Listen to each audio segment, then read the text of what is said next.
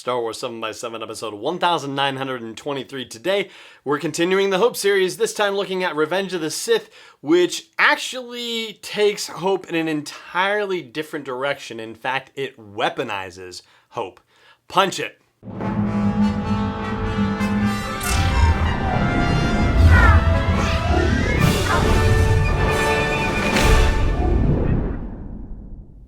Hey Rebel Rouser, I'm Alan Voivod and this is Star Wars 7x7.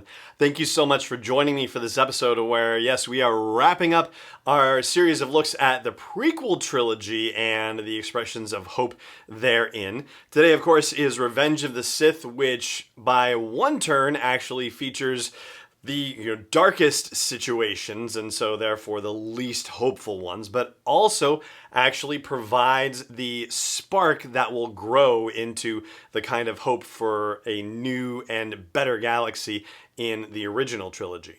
Interestingly enough, though, we're given to believe as the movie starts and as its first act progresses that things might actually be kind of hopeful. For a start, we know there's trouble in the beginning because the opening crawl tells us that General Grievous has dramatically kidnapped Chancellor Palpatine from Coruscant and is trying to make good his escape, but Obi-Wan and Anakin have been dispatched with a bunch of clone troopers to aid them to recover the Chancellor, and in a rather amazing bit of daring-do, they pull it off. And as if the day wasn't already going well for Anakin, it turns out that he gets the happiest news of his life, that being the news that Padme, his wife, is pregnant. But as an audience, our collective hope for a satisfactory resolution to this conflict is taken away piece by piece by piece. It seems like it's going to be a good thing that Dooku is out of the picture because that means that the war should be near an end. But the way that it happens is not a good thing. It is Anakin further crossing lines that he shouldn't be crossing. And then, of course, we find out that Grievous is actually in league with Sidious as well. So it's more manipulation, and we realize that things really are not going well. And the Jedi, who, we've all been thinking are comparatively infallible, right? We know that they're not. Certainly the results of Attack of the Clones prove that to us, but, we've been walking around with this idea that these are the best and the brightest in the galaxy, and if anybody's going to solve the problem, then they are. However, they really misplay the whole situation. They get too aggressive too quickly with Palpatine because the whole thing is about how once the war is over, Palpatine is supposed to lay down his emergency powers, and the Jedi don't think he's going to do it. But instead of actually waiting to let him demonstrate that he is not going to lay down his powers after the war is over, they instead move to arrest him, and they have to kind of do that. Their hand is forced in a way because they find out that he is in fact a Sith Lord. And so where they had little hope, comparatively speaking, that things were going to go well with Palpatine giving away his emergency powers, well, that hope gets entirely eliminated once they find out that he's a Sith Lord. Things go very badly at that point. But the thing that I mentioned at the top about the weaponizing of hope has to do with the Palpatine-Anakin interaction. First of all, it's rather remarkable, and we kind of got an idea that this was happening from Attack of the Clones anyway, that Anakin is sharing things with Palpatine that he really ought not to be sharing. We find out that he actually confided in Palpatine about his slaughter of the Tusken Raiders in Attack of the Clones. And he knows why it was the case because of his mother. So Palpatine already has, one very potent psychological weapon to use against him. And he normalizes Anakin's behavior in killing Dooku, even though he was an unarmed combatant at that point, saying, hey, he took your arm, it's kind of natural that you would want revenge, and hey, remember what the Sand people did to your mother? That's the way he puts it, basically. So the seduction to the dark side of the Force is already happening and has been happening. But here's the thing that I wonder about. Anakin starts having dreams about Padme dying in childbirth, and he certainly seems to have a history of dream premonitions, if you will, because he was dreaming about his mother in pain and being tortured and whatnot. But I'm just wondering, now that we know that links between people can be made between, at least Force-sensitive users like Snoke did between Kylo Ren and Rey. Is it possible that similar manipulations could happen in dreams of Force users, and could dark side Force users actually cause some of these manipulations? Was it actually premonition on Anakin's part, or was it, partly stimulated by Palpatine also? Either way, Palpatine knows this is Anakin's weakness, and he also knows that Padme is his wife. At one point, he does say that he alone has the power to save Anakin's wife. So, yes, that's also something that Anakin has confessed to Palpatine too, which is ridiculous! Oh my gosh, this kid has been played so badly by Palpatine, so badly. And this is where the weaponizing of hope comes in, because Anakin doesn't want Padme to die, and I'd be willing to bet that he has shared that fear with Palpatine as well. So Palpatine is well positioned when he relates the tragedy of Darth Plagueis the Wise, and ultimately he gives Anakin the idea that he himself actually knows the secret to preventing people from dying. But later on, after all is revealed and Mace Windu has been thrown out a window and all the other Jedi who came to arrest him are dead, Palpatine says,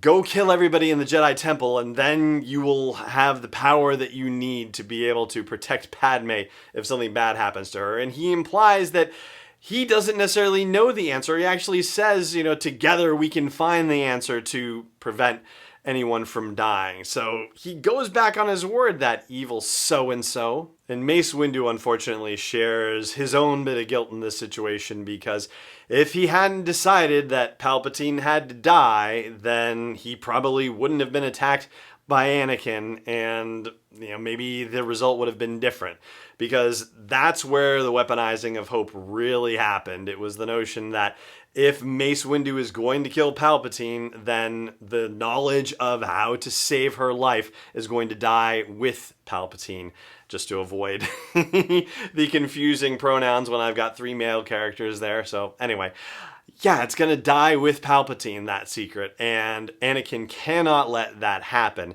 And Palpatine has very successfully made Anakin's hope for finding a cure for death, an immortality guarantee. He has made that his ace in the hole, meaning Palpatine has made that fact Palpatine's ace in the hole. And it comes into play when Anakin steps in, but everything goes downhill from there. Though there is one person who still manages to maintain hope for Anakin and the possibility that his soul can be saved. That, of course, is his wife Padme, who goes to Mustafar to confront Anakin and talk about all the horrible things that Obi-Wan is telling her about him, and saying, please tell me it's not true, I can't believe it. And Anakin's not exactly denying it. So she goes to step 2, which is run away from me, just leave all of this, because she believes that, probably similarly to what happened with the Tusken Raiders, that redemption is possible for him, and that she just needs to get him out of the situation to be able to at least start that process. But of course, he's not having any of it, and maybe if Obi-Wan had stayed on the ship a little bit longer, maybe she could have kept working on Anakin and made it happen, but unfortunately not. And yet, even with the rest of what goes down, Padme still maintains hope that redemption is possible for Anakin. With her dying breath, with her last words, she tells Obi-Wan that there is still good in Anakin. And that leads us to the movie's final moments, which I would actually suggest to you aren't really hopeful in one sense at least. And I will explain that to you after the break. Stay tuned. Hey Rebel Rouser, I've made some changes to the asteroid belt level at patreon.com/SW7X7, and they are all with sponsors in mind. So if you want to get the word out about your business, your product, your service to a dedicated Star Wars audience, then please check out patreon.com/SW7X7 and look for the asteroid belt level for details. Again, that's patreon.com/SW7X7. Welcome back.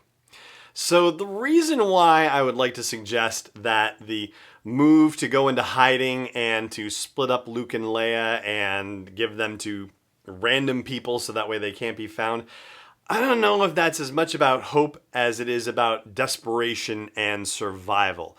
Which, I guess you could make a case that there is some hope that they might be able to survive if they go into hiding. But really, I think when you get down to it, hope is something that you have the luxury of having at some point when you're not forced into action merely just to save your own life and get into a place of safety where you can then contemplate the future and what you would like to see as, a better, more improved future state. But probably somewhere tickling in the back of Yoda's mind is the notion that, hey, these are the offspring of Anakin Skywalker, and so if Anakin was that powerful in the Force, maybe his kids might be too, and maybe there's something to that. Maybe a little bit down the line, if they wait and are patient, they might be able to pull something off. 19 years is a long time to wait, though. But for the characters in the movie, I think it's really more about survival. And ultimately, the hope is brought back to us in the audience because we know who these babies are and we know who they will grow up to be. So we actually have the notion of hope transferred to us as an audience that there will be a time when all of this evil will be turned over, pushed aside, and order will be restored to the galaxy. We just have to wait ourselves. And even just stepping back from the meta of it, you can't really let the audience go into this thinking that, everything is done.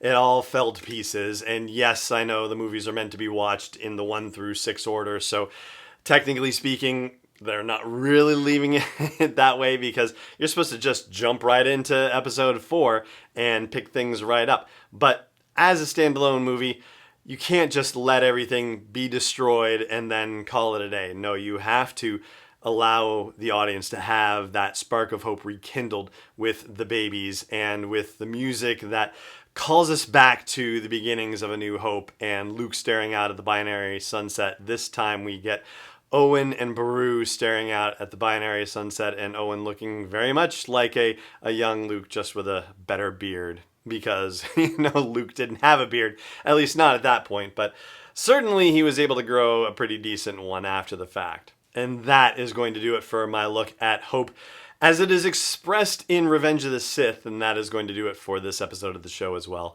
Thank you so much for joining me for it, as always, and may the Force be with you, wherever in the world you may be.